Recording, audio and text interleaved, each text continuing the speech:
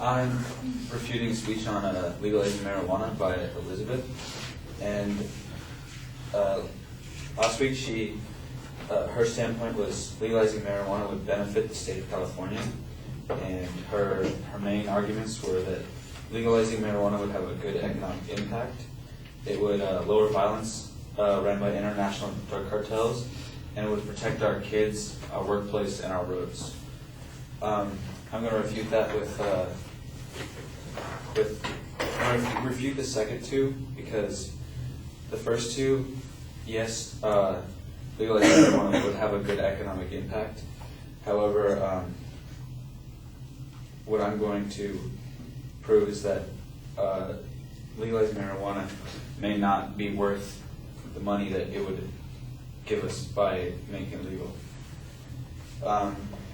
Her first evidence was that violence was reduced by withdrawing the prohibition of alcohol, and my refutation was that criminal activity was reduced when prohibition was repealed because the 18th Amendment failed to decrease the alcohol use that was legal previous to prohibition.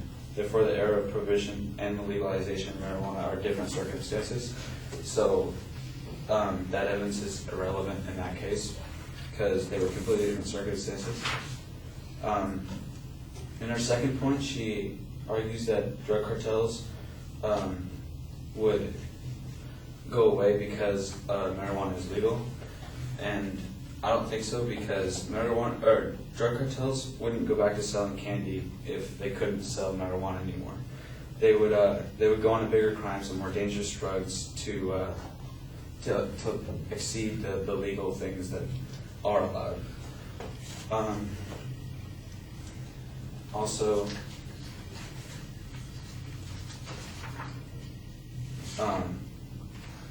in her third point, she said that legalizing marijuana would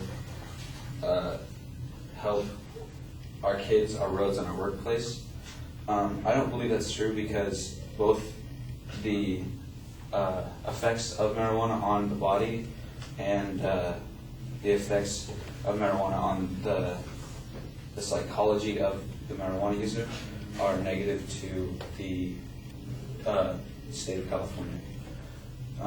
Secondhand smoke from marijuana can cause damage to people who are in proximity to people smoking pot. According to an article about the harms of marijuana use on non-users by Karen P. Tandy from the DEA, secondhand smoke from marijuana kills other innocents as well.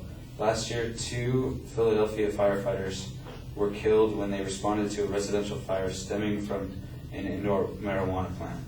So marijuana can not only have adverse effects on people around them because of the smoke, but also because of smoking causing fires and other things like that. Marijuana is known as a drug that leads to more addicting, depreciating narcotics such as heroin and cocaine. So it's a gateway drug to other bigger, more nasty drugs that can have a negative effect on youth, because they will inevitably gain access to marijuana and then move on to more dangerous narcotics. Some effects of marijuana on the body, according to Buddy T from About.com, within a few minutes after smoking, the heart begins beating more rapidly and the blood pressure drops. Researchers found that users' risk for a heart attack is 4 times higher within the first hour after smoking pot than compared to people who don't smoke.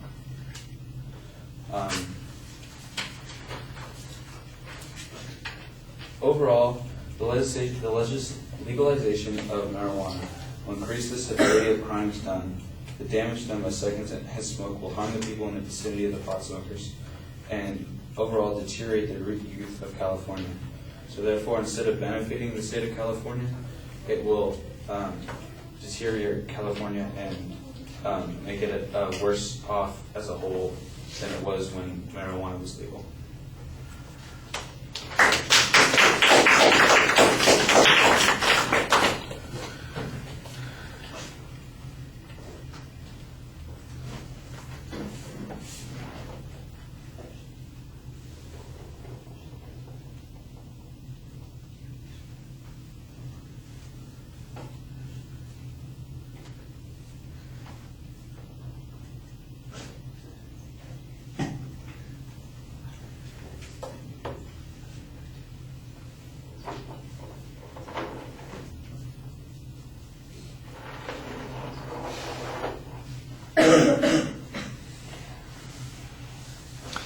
All right, you identify the issue and the secondary points pretty well. You basically ignore some of those secondary points. I think you're potentially granting some significant issues on which there might, in fact, be some dispute, but that's okay if you feel like it's a chain of arguments that's leading to this conclusion as opposed to cluster arguments.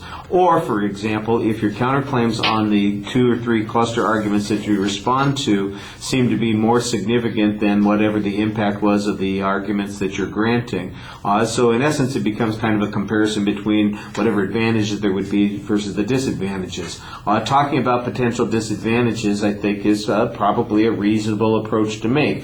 However, you need to have stronger arguments about what those disadvantages are. You suggest, for instance, that there's actually going to be an acceleration of crime because the organized crime groups are likely to seek out more markets or change their modus operandi. This is the only argument that seems to be directly attempting to respond to one of the claims of the advocate, but there's not really much evidence on this point. It seems like it's an assertion.